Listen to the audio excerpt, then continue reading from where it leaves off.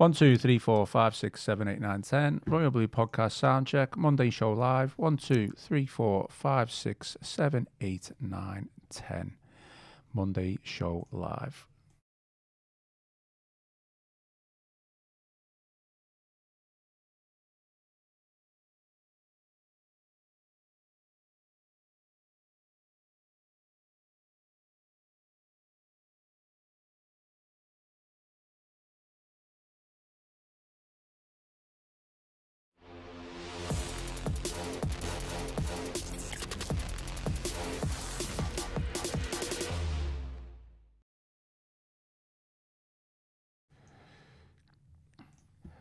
Hello and welcome to the Monday edition of the Royal Blue Podcast. We are live on YouTube a little later than usual thanks to a morning time David Moyes press conference, and joining me in the Royal Blue studio today to talk all things Everton, we have Chris Beasley and Connor O'Neill. First off, Chris, how are things? Did you enjoy your weekend? Everton didn't ruin it too much for you, did they? Well, I don't know if anyone's... It's such a great time after that one. So it's certainly somebody who I suspect had a tough time, as someone I met before the game, Michael Setterberg, one of our stars of the New York City and the Streets of Manhattan podcast back in July. I know you enjoyed that one. It was one of my favourite ones, that one. Real sort of flavour of New York with the cabs blaring, and it was a bit salty at times. But yeah, in fact, if anyone's got a long trip down to Bournemouth this week, maybe go and revisit that one. I've got the links to that one. So once you've watched this one, have a little listen to that one. That was great. But yeah, Michael was over for his first trip to Hill Dickinson Stadium. Unfortunately, the Blues were unable to put a show on for him. But, you know, he's co-chair of the New York City Evertonians, so at least he's made the pilgrimage. And having spoke to us in the summer on his patch, he came over and watched the game. So hopefully Michael and his friend are okay. But yeah, it was a tough one. Oh, a little shout out for Michael there. But Connor, I mean, this first part of this show is going to be littered with shout outs, because you've got shout outs, I've got shout outs, anything, you know, to get out of trying to talk about Newcastle. Well, I'm just glad as well, like, you blame David Moyes there for being late, because normally when we're late to start, it's my fault that we're late to start. So well, technically we were still late, but we weren't as late as usual. Normally it's my fault, so I'm just glad that David Moyes can take that mantle this week. But no, talking of Newcastle, I enjoyed a good conversation, I think it's safe to say, where an Everton fan called Ash, who's a big listener to the Royal Blue Podcast, and he stopped me on the Fan Plaza on Saturday as I was making my way around to the media centre, and I think it's safe to say we chewed the fat for a good 20 minutes about the Blues. Unfortunately, a lot of the positivity that we talked about was gone by. We got about half an hour in at the game on Saturday, but no, it was good to chat to Ash about what he thinks about Everton, because obviously, you know, we're quite privileged that we see, you know, things from the press box and you know, kind of the bubble that we live, the media bubble that we live in. But, you know, you can never take what a fan, you know, match-going fans got to say for granted, because they're Absolutely. the heartblood of the football club, aren't they? And, you know, as we've well alluded to on this podcast over the years, Everton fans are one of the reasons why the club stayed in the Premier League, certainly that season under Frank Lampard when they looked dead and buried. So it's always good to chat to fans and see, you know, Nash and his friends were there on Saturday bright and early in the rain, because it was absolutely pouring down. But yeah, it was good to chew the fat with Ash, and just unfortunate that everything that we hoped was happening on Saturday evening, I think it's safe to say the complete opposite ended up occurring, because not once did we think what did happen was going to happen. I think we were all cautiously optimistic that we could get a result against Newcastle. I think that's being a bit generous for some people. Well, it obviously didn't go that way, and went that way from the very first minute, didn't it? I will get on to today's agenda. Like I say, we have got a couple of shout-outs. Anything not to talk about this Newcastle game. Yeah, a couple of shout-outs. So, positive aspect of the show. I just want to say a shout-out to Danny and Jay. I don't know the surnames, but I basically met them in Meraki, a bar off Dickinson Street, Dixon Street. Yeah, a little plug. I met them coming out of the toilets, by the way. We had a little chat as we were as I was coming out, and we had a little chinwag about Everton. So yeah, Danny and Jay, a little shout out to them. And I just want to say a big shout out and hello to, basically, it's an American supporters group in America. They got in touch recently, and they're based in Portland, Oregon, and they're formerly known as Oregon Evertonians. and they've now rebranded as PDX Evertonians. So basically, they gather for the away matches at a local bar in America, and Saturday was their official relaunch. Oh, I mean, a shocking time to have an official relaunch after that result, but hopefully it went well in terms of everything with regard to all that. The results obviously didn't match probably what the occasion was, but unfortunately that can't be helped. So it was Paul Collum. I hope I'm pronouncing that right. So we got in touch. He said he's a big fan of the show. So I did. Portland to New York, coast to coast. Yeah, exactly. Yeah. I was going to say to Chris, and a little bit closer to the mic. And Everton ruined both of their weekends. Yeah, but on a serious note, though, who obviously I was very privileged to have to speak to at the weekend, Carol Speed, Gary Speed's mother, obviously went over there. The launch of the talking bench, and the idea behind that is that there won't be a stigma for people to talk about the problems in their life or any issues that are concerning them. Maybe you can use football as the starting block to go on to that. So obviously it's officially dedicated to Gary. So Carol, his mother, was there, as well as representatives of both clubs' supporters. So yeah, it was a very special moment. And obviously Graham Stewart had some kind words as well, one of Gary's former teammates. So that was a very poignant occasion, and we've got the article up for that now with all that. So yeah, that was a special moment, and hopefully going forward, it can help people, because no need to suffer in silence, and if people can get talking, and hopefully the bench can play its part. Absolutely, really important point to bring up there, Chris. Okay, today's agenda, let's get to it. Everton, obviously, with a bit of an embarrassing 4-1 defeat at home to Newcastle on Saturday, so we are going to look back at that first. Thankfully, there is not long to wait until the next game, which is away to Bournemouth on Tuesday night, so we are going to preview that as well. Chris, we'll start with you. Yeah. I mean, it's all very up and down, or seemingly at this moment in time, after the high of the 1-0 win against Manchester United at Old Trafford. How do we make sense of then going conceding 4 goals at home? Not just conceding the goals, the performance as a whole as well. Only just a few days later. Yeah, I was positive like everyone else. I was hopeful that they could get that third win on the trot. But in hindsight, and it doesn't make it right, but if you're trying to make sense of it all, I think that having gone to Old Trafford, won just there for the 3rd time in the Premier League, 10 men for 77 minutes of the game, it clearly took its toll, both mentally and physically, on the Everton players. Obviously, conceding in the first minute as well was a huge psychological blow for them on the back foot from the start. So yeah, we all knew that Idrissa Gueye was going to be a big miss. You can't pin it all on one player, but Timo Robinham just really struggled in that role. So you might half-time ratings, obviously his full-time rating, because he didn't come back on for the second half.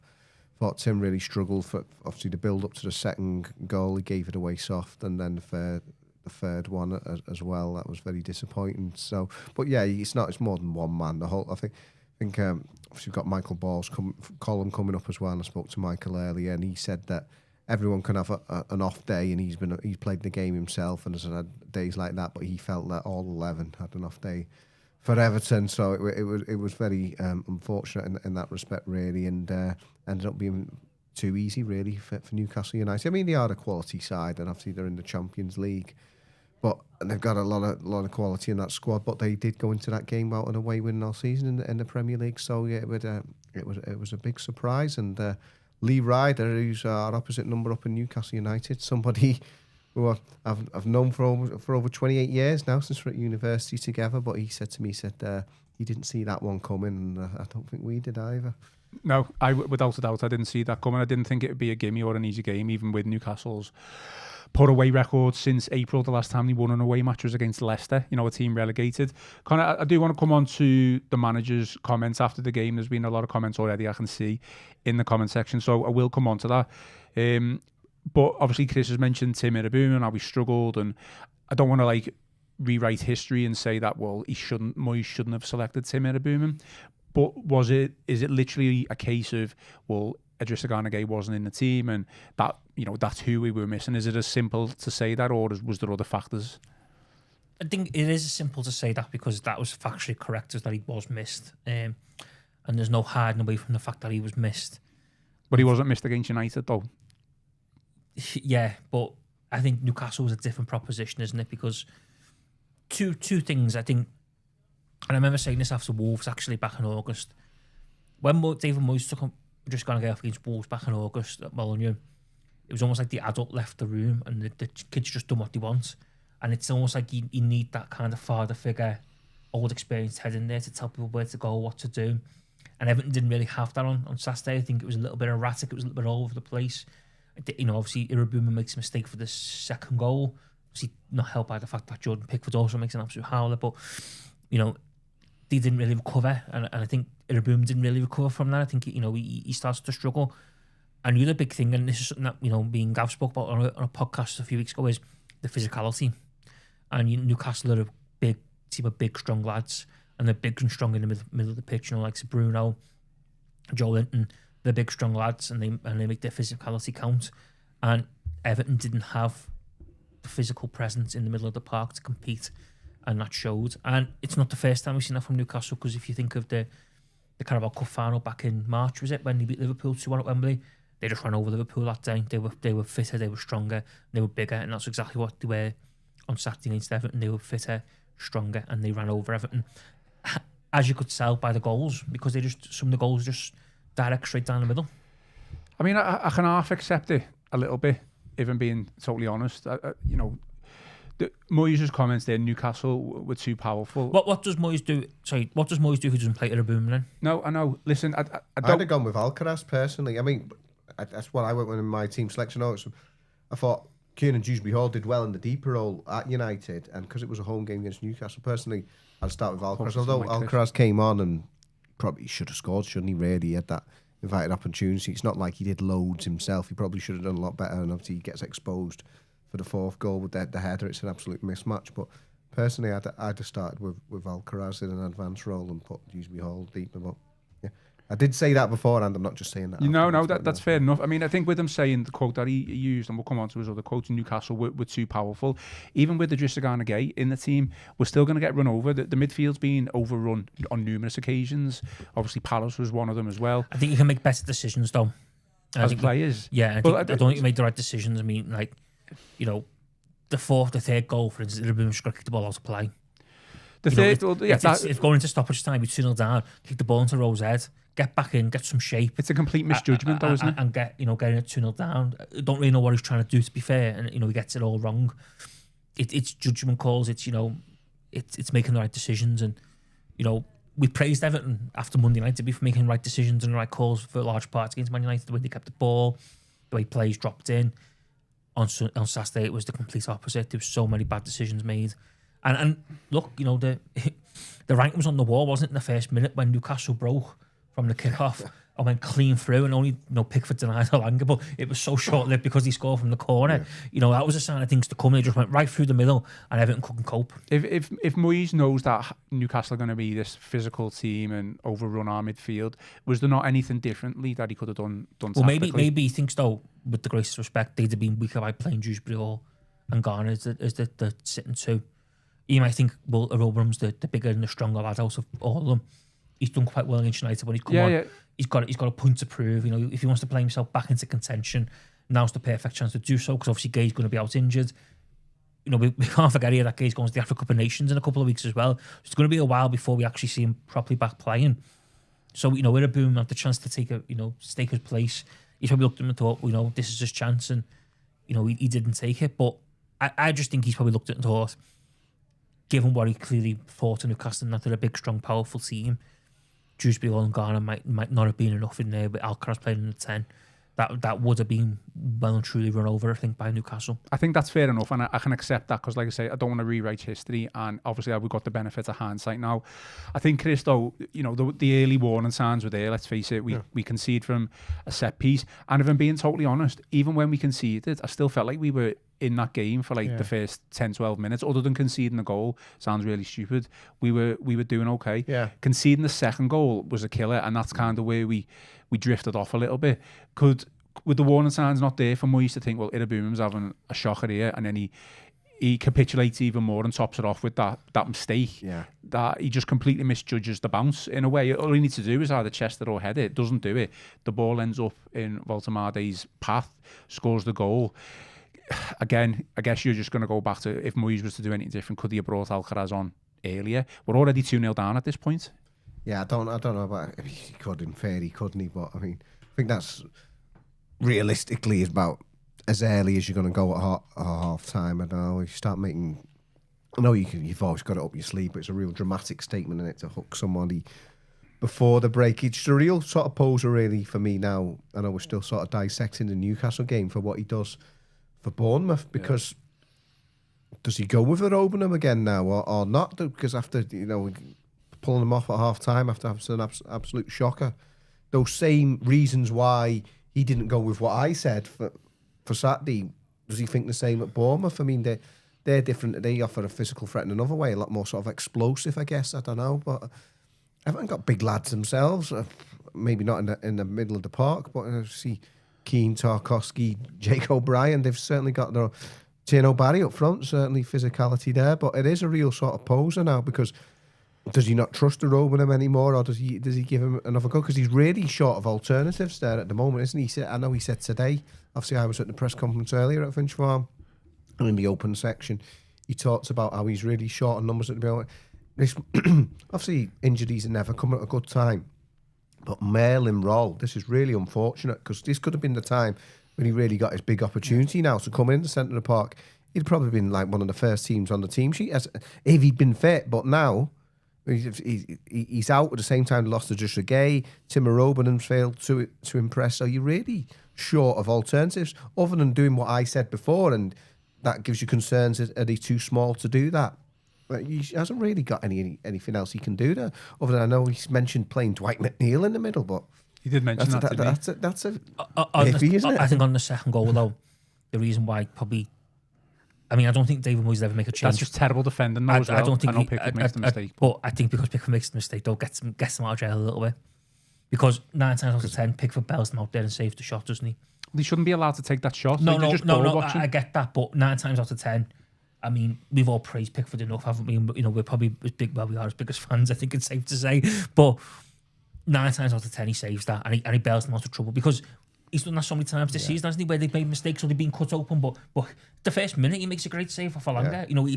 It's just the fact that this 1 in 10 time he makes a mistake himself. He knew that, didn't he? You can see his body language. I think that's what gets the players a little bit out of jail for the second goal, is the fact of 9 times out of 10 Pickford saves that, and it gets them all out of jail, and they all kind of regroup and go again. The real goal that really annoyed me was the third one. Well, yeah, because it was just so preventable, and like just kick the ball in Rowe's head, like put out a play. You're 2-0 down.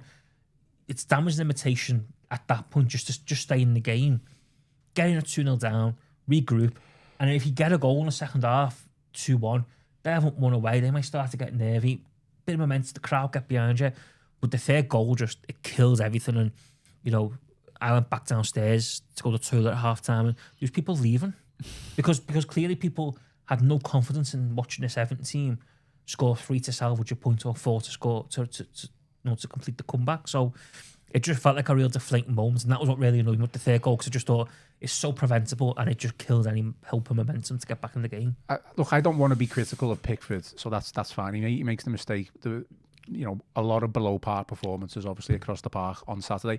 I don't even want to be critical of Moyes for picking Tim Iraboumin, because I think most people, obviously other than Chris, would have been. Maybe Chris should be in charge. Yeah, I think so.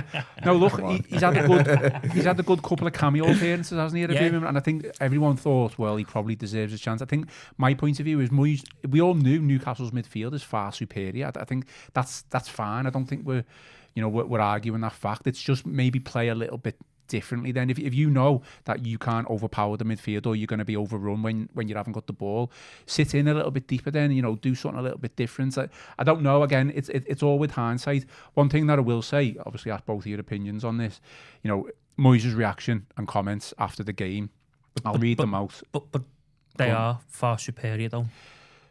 Let me read them out and then we'll come on. So this has irked a lot of people, and one of them is Liam, EFC 1997, who's in our comments, who says, Moyes' comments haven't gone down well. It's just a disgrace Everton laid down for Newcastle side that hadn't won away from home.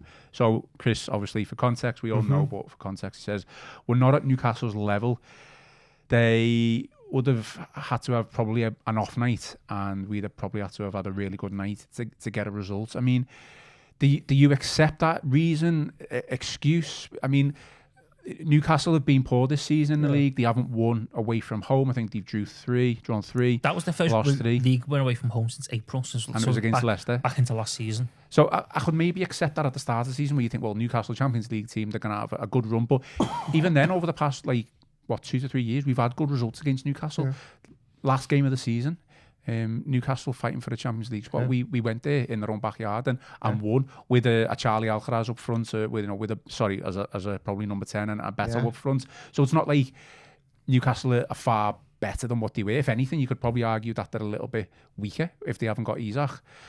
I mean, that's up for debate, Conor, but the comments, I don't think they're great, if I'm being totally honest. I think the expectation at this moment, and it's it does come from fans, expectation comes from manager expectation.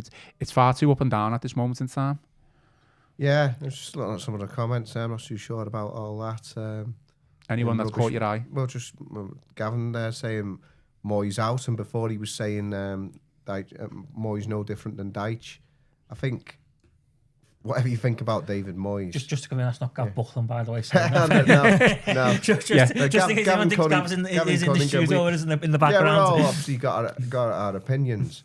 But, here we are a week after they've just won at Manchester United, and the manager who's led Everton to 9 top 8 finishes in his first spell in charge. I don't know what some people want. Yeah, I'm a bit perplexed by those comments that you read out. That is seen a bit strange in that, like you say, the fact that Newcastle United hadn't won an away game all season in the Premier League. Very defeatist, I thought, afterwards. I know we've just been smashed, but... To be fair, they have got a very strong squad of players who've been assembled by what is on paper. I know PSR means you can't do this, but on paper, the richest football club in the world, and they have got a lot of quality. And I'll just look at their substitutes, the people that they had in reserve there. To be fair, they've got a heck of a team. To be fair, but yeah, I didn't think necessarily you'd have to have an off night, and Everton would have had to have been amazing. And I thought Everton were going to win the game. That's what I felt positive that they could do it. So I don't know about that. Managers say things, self protection or whatever they like to spin it, but. Yeah, again, it's this boom and bust. The Manchester United result, and then people calling for his head. Yeah, it was a bad day at the office. It's not often that a David Moyes team would find themselves 4-0 down, certainly at home, but people calling for it. I mean, 8 managers in 8 years under Farhad Moshiri, and you want to go back to doing that 11 months in? Now under the freaking group, people need saving from themselves. If you're going to be... He's not immune from criticism, of course. All managers live and die by their results, but I don't know what these people are expecting. They just think Pep's going to quit City and come and do the Everton project. I don't know what you call. Yeah, managers are not immune from criticism, and that was very poor on Saturday. But people saying no better than Deitch. I mean, I got in trouble for defending Deitch at times. People said, call me the Deitch lover, and much worse than that at times. When I was saying you shouldn't get rid of another manager, and that was after Chelsea, the 6-0 at Chelsea, and then they ended up saving themselves 3 wins in a week. So vindicated on that score. The last season at Goodison was a different kettle of fish, of course, and that wasn't good enough. But I love it when Chris is on form like this. By the way, I think the wording in them quotes is wrong. But I get where he's coming from with the idea. They're thinking a little bit. Because one thing that stood out for me on Saturday was the 5 subs Newcastle made. All 5 of them walk into Everton's team. And I include Anthony Gordon in that. I know people will probably shoot me down and say, he's terrible, he's this and that. But he's got an injection of pace. And we probably need an injection of pace going forward. Jacob Ramsey gets a game for Everton. Tonali certainly gets a game for Everton. I mean, the fact he's on the bench, it speaks volumes for Newcastle, because I think he's a very, very good player. Shah has proved himself to be a solid operator in the Premier League. And who was the other one who come on? Was it Willock? Joe Willock has been the one who's shown himself to be a solid operator in the Premier League. So, I get where people are getting miffed, because I think the whole thing about if we had to have an off night, I think that's a bit wrong, because we all know that on the day anyone can beat anyone. You know, it's not. That's what I mean. So how much is it? How much is it like mentality or tactics? But I think the idea and what David Moyes is saying is, you know, they have a better squad than us, and they do have a better squad than Everton. But no one's denying that. But like West Ham have beat them. I think Brentford have beat them. I think Brighton have beaten them. You know, it's not like the storm in the league. I know, but then it swings around, doesn't it? Because then United go to Palace on Saturday and win there, but Everton beat United the other day. But you know, it swings around. It's football, isn't it? You know, like results can go either for you or against you. I think Newcastle are a lot more advanced. I know you said they're probably weaker because they've got rid of Isaac. Yes, they are, because he did score a lot of goals. But in Nick Walter-Mason up front, they've got a very, very good replacement. A very good replacement. And I must admit, I was quite taken back how good he was on Saturday. And it just shows the power of being able to recruit like for like when you lose someone. And I'm not saying he's in the same level as what Isaac was for them, but you know, that ability to go and bring players in that you know you can compete with it makes a massive difference. 2-meter Messi, as he was known in Germany. I'm just like, I don't want to come out and say this is what Moyes should have said. He can say what he wants to say, and he obviously felt it was the right thing to say at the time. But you can't pull the wool over Everton fans' eyes. You can see how poor that was. So come out and say, you know, it was poor. We win at the races today. You know, you can't say that Newcastle, well, they needed to have an off day. Yeah, I don't agree with that. Yeah, I don't agree. I don't agree with that. I think that's the wording of that is wrong. We've had an off day and they've had a great day. Obviously, that is why I don't agree. I don't agree with that. But I do get the idea of that. They do have a superior squad. Well, I don't think certainly individual wise, if you compare, I'm not disagreeing with you as such. Like I'm not. But there's ways of beating Newcastle, and that's been proven this season that you can do it. And but there's ways of beating Everton. That's been proven this year. No, so Eddie Howe got his tactics spot on, didn't he? I mean, but just like on last month, a week ago, when you probably argue and say David Moyes out with Ruben Amorim, but then did Ruben Amorim out with Glasner yesterday because United win at Sellers Park, and everyone's talking about Glasner being the next, you know, coming of the next big manager. You know, everyone's beating everyone, aren't they? And it proves how close it is. Division this season, isn't it? What is worrying is set pieces. Well, I wanted to come on to that because it was just Tottenham all over again. That is worrying.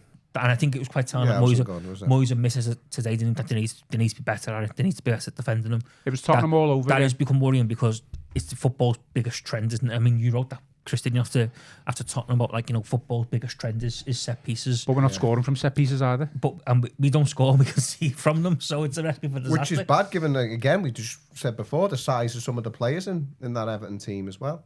So, yeah. I mean, Chris, let's try to let's calm things down a little bit. It's what we want, bit of fire in the belly. No, you know me. I love it. If only Everton plays with this fire in the belly on. Well, there you go. David Moyes says he likes a bit of that. Yeah. You'll be slapping Chris in a minute, won't you? Are we just starting to show now that we're slightly a little bit more or too much over reliance on key players to have an impact, and when they don't have an impact, quite clearly, I mean, Dyer was non-existent. Grealish, probably from an attacking point of view, hasn't been great for like the past couple, but at least against United, defensively, he was clever. If anyone, Kiernan Dewsbury is the only one who stood out maybe from an attacking point of view. What a goal, by the way. The goals. No, it was a good goal. But when those two wingers don't perform, we do struggle, don't we? And obviously, when we're conceding 4 as well, it's a nightmare. Yeah, it just works just right. If one of them sort of is a bit quiet, the other one tends to, I'm talking about the two wingers now, tends to sort of make the headlines as it were. But yeah, they were both quiet, weren't they? Especially Iliman Ndiaye. He's always a threat, isn't he? Whenever he gets the ball, whatever he sort of form he's in, because of just the nature of the way he plays the game. But yeah, both below their usual stellar levels. And David Moyes ended up taking them off, didn't he? Both towards the end, thinking, well, save the legs for a little bit for Tuesday night. But he said that all the big names not delivering on the day, as it were. There's Jordan Pickford, you know, as great as he's been, you know, he made the mistake for the second goal. Even Michael Keane and James Tarkowski's been strong. I know obviously Keane's probably been better than Tarkowski this season, but I know as a partnership, that getting run ragged. But maybe it is the nature of the Premier League, and not making excuses, but like I said at the start of the show, in hindsight, maybe that Manchester United game and having to go so long with 10 men did take a lot out of them. I mean, it's not making excuses, but maybe it just was sort of like a reality check of where they're at after so much went in physically and mentally into that result and focus. Because, you know, they had to really sort of work hard and keep their shape at Old Trafford with 10 men and defending the area. That's where Moyes' team's probably at the best, though, isn't it? You in know, those structured, circumstances, yeah. organised, defensive display. A team who's lumping the ball in the box like United did on Monday. Crosses in, you know, relatively easy to deal with two central defenders in Michael Keane and Tarkowski. You love that sort of thing. And when you've got a goalkeeper on form, as I know he wasn't on form on Saturday, but you know, some fantastic saves. That's where that performance stems from, doesn't it, Connor? I think the big problem with the two bad plays, was they didn't get the ball. Didn't get the ball, did they? Well, even when they were just they didn't get the ball in areas where you think, you know, they can get at. You know, it was because the middle was so overrun and it was so panicked, and it was just a bit of a hot potato at times, wasn't it? And it wasn't clean ball to like get them into space and get them at, you know, run Newcastle's fullbacks and stuff like that. We were all expecting something, weren't we? Certainly after, you know, the last two. Let's not forget that we beat Fulham. I know there was the international break, and with Newcastle's away from it, certainly didn't expect a 4-1 defeat. I thought it was going to be a close game. I think I predicted 1-0 to be honest beforehand. So a draw probably would have been a good result, really, and I'm sure Newcastle would have took a draw just to get a point on the board. I mean, talk about Tieno Barrio. I've seen mixed reviews on his performance. Kind of, you know, he took a bit of criticism. I thought he did okay, again, holding the ball up and laying the ball off to the players. He wasn't as effective, I guess, maybe as what he was against United. I thought he was a little bit unlucky as well, but again, he's not. Is he getting it? Is it fair to say he's not getting in those areas to create those chances? Are we just not creating enough space and chances for him? Probably a bit of both, isn't it? But you know, it's tough, isn't it? Because on one hand, I agree. I thought he done okay. He wasn't the worst player on the pitch. No, and I don't think he was as effective as what he was on Monday night. But he's got to start scoring goals because he's a number 9. He's a centre forward. He's got to start scoring goals. And David Moyes said it himself today. You know, in the press conference, like, great that all the fans are cheering him, you know, giving him as much confidence as they can. But he's got to start scoring goals because you can't be the centre forward and the main number 9 and not score goals, because it's not like he's being backed up by a number 10 who gets 15 goals in the season, 2 wingers who might get 8 or 10 goals. That's just not happening, is it? You know, so he has got to start scoring goals, and I think he's got to get himself in better positions to score goals. I still worry he hasn't quite got that like 6-yard box instinctive, you know, where to stand. Yeah, I think his hold up play and stuff like that is getting better and is certainly improved.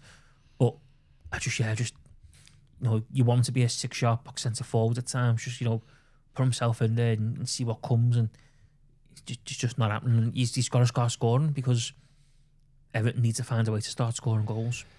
I mean, Chris, Connor's right. Obviously, he has got to start scoring goals.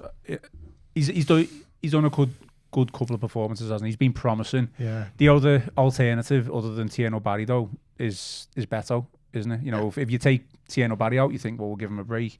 You know, you're only going to bring in Beto when a lot of people don't fancy him. And again, it's pointless playing Beto now because you're not going to play to how Beto wants to play. You're not going to play to his strengths. The manager's alluded to that fact in his press conference as well. He's already said, well, we've changed the way we want to play from last year. So, you know, I'm not suggesting we should take Tieno Barry out, or I'm suggesting Beto should go in, but we're kind of like stuck with Barry now as the forward, because even when Beto was on the pitch, I guess he wasn't scoring goals either. Yeah, and like I said, the alternative we talked about earlier in the season is Ilman and Dye, but he's heading off pretty soon as well. So what do? Give him a little goal now, and then he goes with Senegal, and then he'd have to only change it back and have one of those two coming back in anyway. Yeah, it's a mess.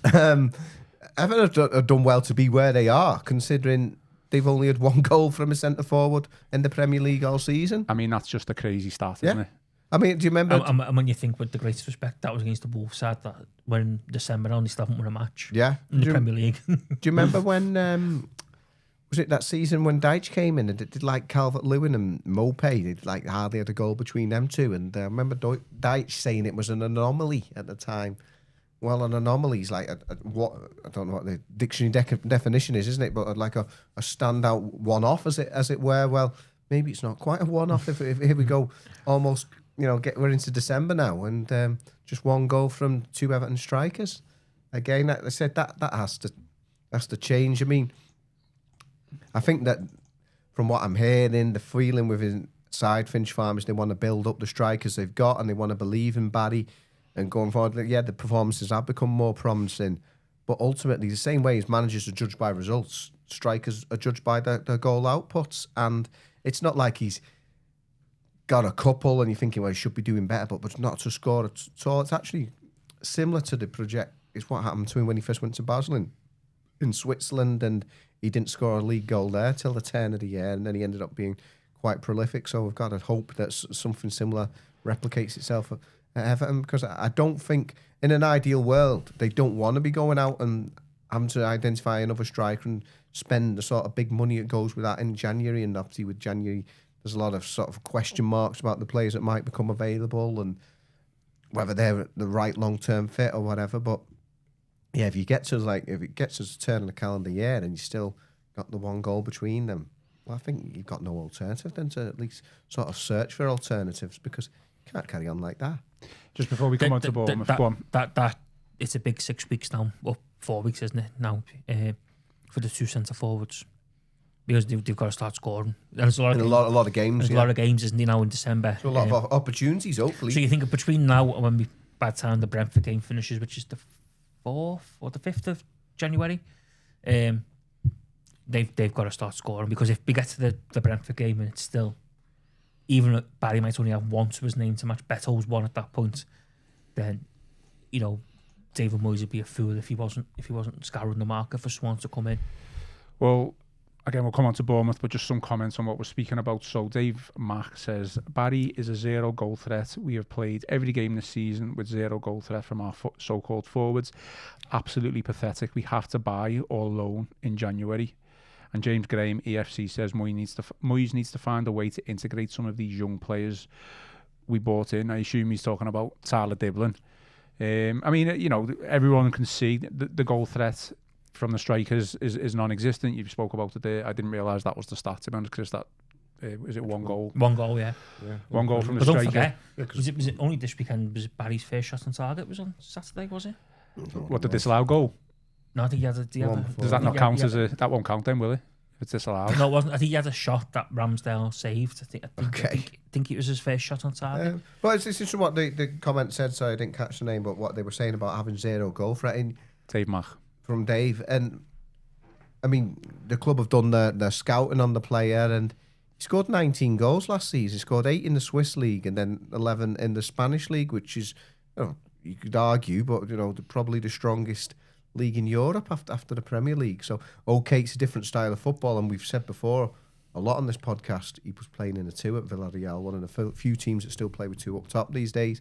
So that's quite different. But it's not like they, plucked him from some obscure league or he didn't have any sort of pedigree. Like I've said, it took him a long time to get going at Basel, but he ended up being quite prolific there in the end. And then he's taken that on and had a decent season in Spain, qualifying for the Champions League with Villarreal. So it's not like they grabbed this lad out of like the Welsh League or something like that and took a gamble. It's always going to be a gamble bringing him in from another country, but it's not like, he was playing on the Parks or anything like that. He's not another Stuart Barlow they've plucked from obscurity or something. So, yeah, it's not happening yet, but, he did come with some pedigree.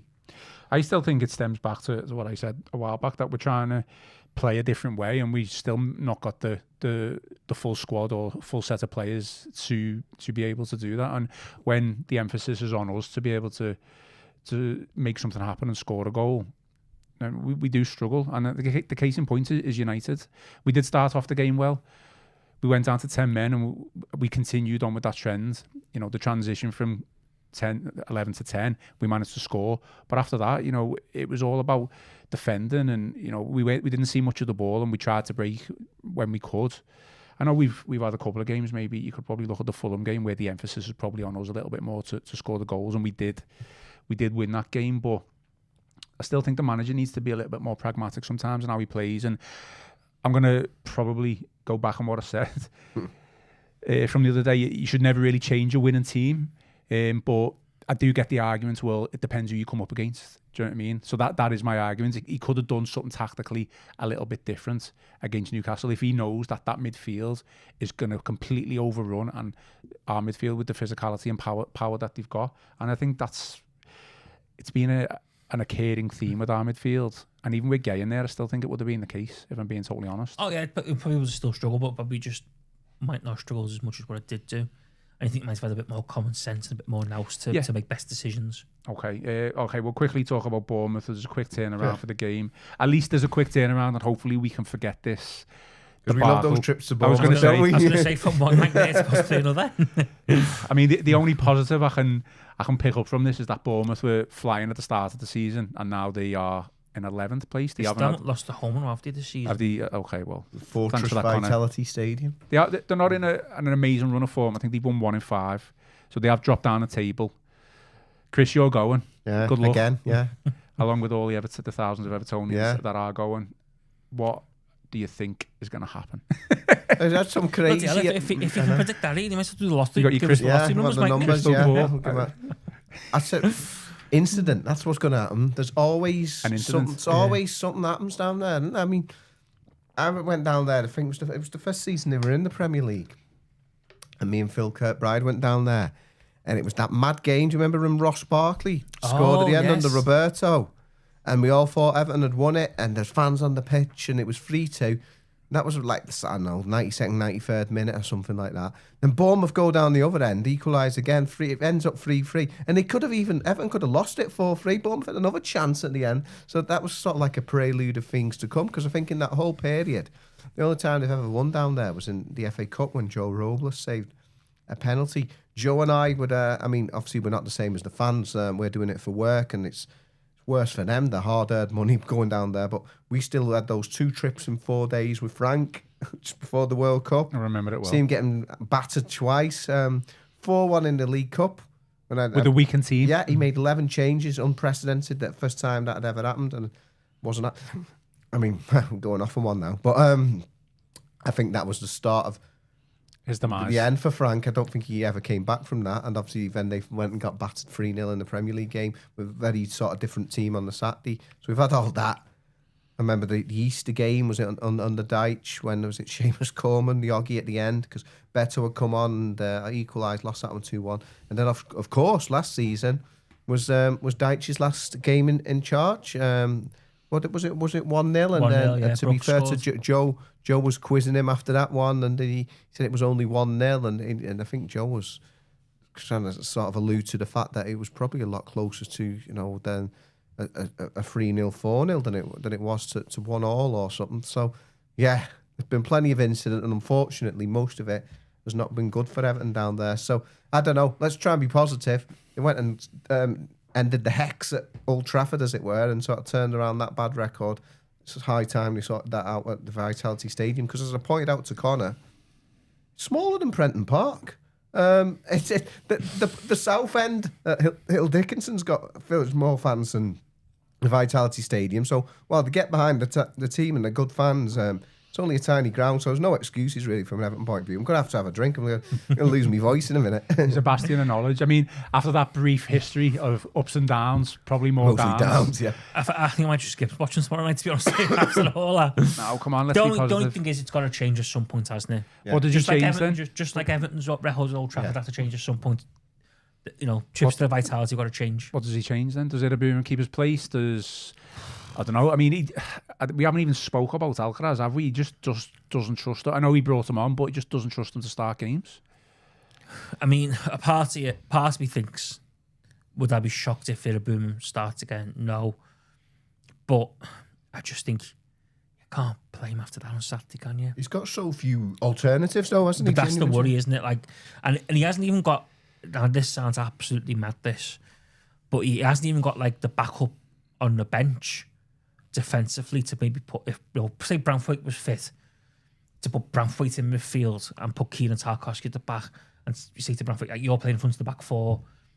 Don't worry about going over the halfway line. Just almost be like a third centre back, but try and get on the ball when you can. Especially we all know good. as bonkers as that sounds, he can't even do that because Coleman and Patterson are still out, so O'Brien's going to have to play right back. Keenan Saka's going to have to play centre back because Branthwaite's still out. Garner's going to have to play midfield because he's the only really midfield that they've got available.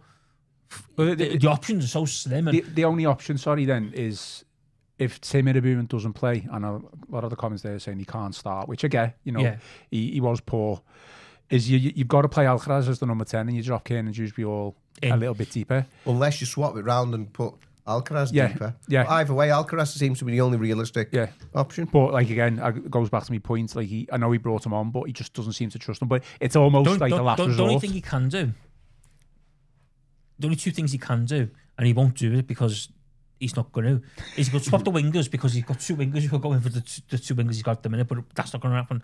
Or swap Beto for Barry.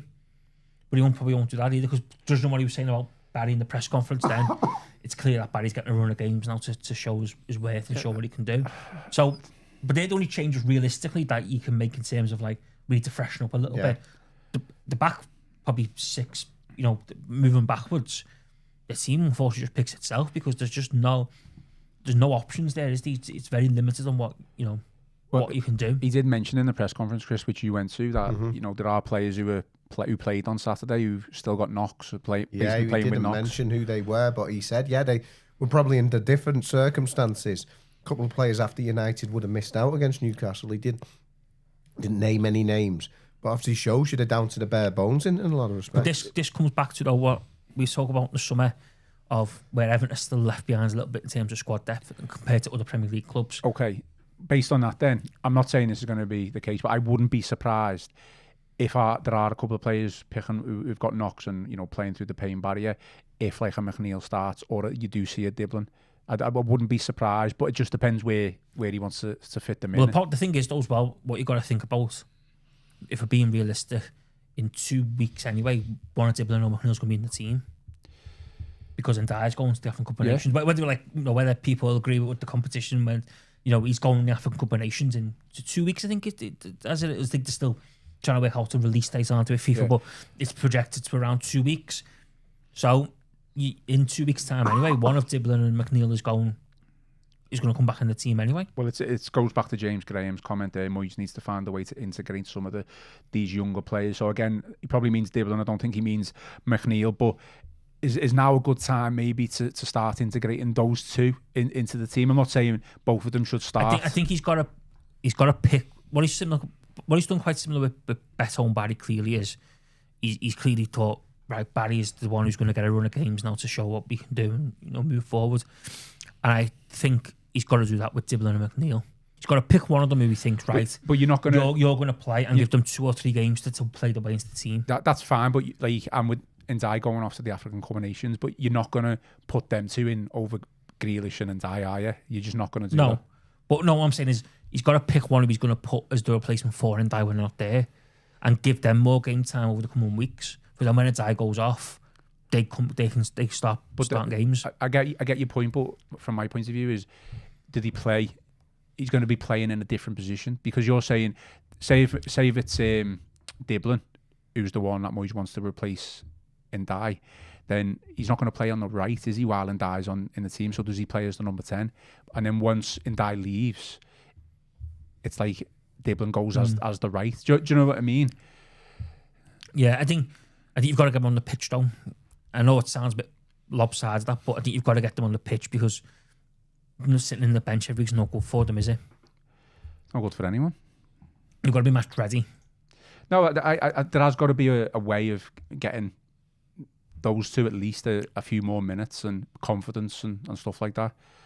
You're not going to replace Grealish unless he's injured, and you're not going to replace Ndiaye unless he's injured. So it's a difficult decision to make of where did he play out of position for tomorrow, hoping that they'll pick something up, and then when I say pick something up, pick confidence up, score a goal, get an assist, and then when Ndiaye goes to African Cup of Nations, then Diblin can maybe just slot in as the number, as the right winger.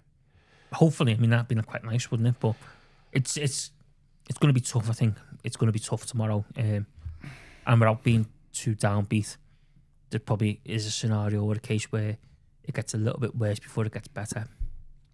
Well, we've got a Sean Dyche Nottingham Forest team coming up on Saturday as well. That, Okay. We'll wait for that. Let's not head to that hurdle. We'll do finish off with predictions then.